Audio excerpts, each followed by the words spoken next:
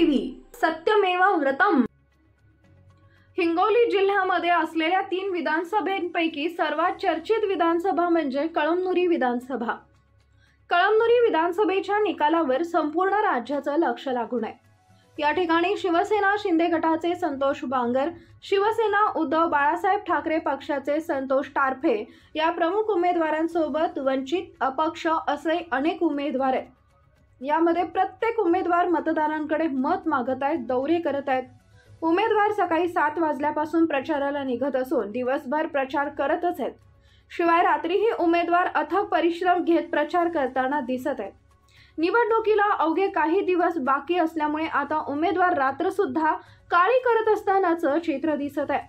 उमेदवार रात्री सुद्धा मतदारांच्या भेटीगाठी घेत आहेत। या सर्व उमेदवारांमध्ये आपली एक वेगळी छाप ठेवणारा उमेदवार आहे, ते म्हणजे महाराष्ट्र स्वराज्य पक्षाचे शिवाजी सवंडकर। शिवाजी सवंडकर हे चळवळीतील कार्यकर्ते असून जवळपास 30 वर्षापासून समाजकार्य करत आहेत।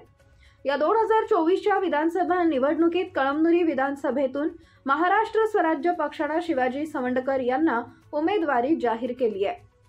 निवडणुकीत प्रचारासाठी शिवाजी सवंडकर हे ग्रामीण भागातील दिवस रात्र दौरा करून प्रचार करत आहेत।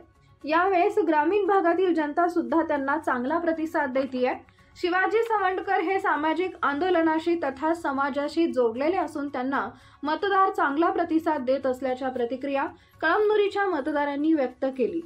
शिवणी, पिंपरी, डोंगरकडा, वरुड इत्यादी गावांचा महाराष्ट्र स्वराज्य पक्षाचे उमेदवार शिवाजी सवंडकर यांनी दौरा केला।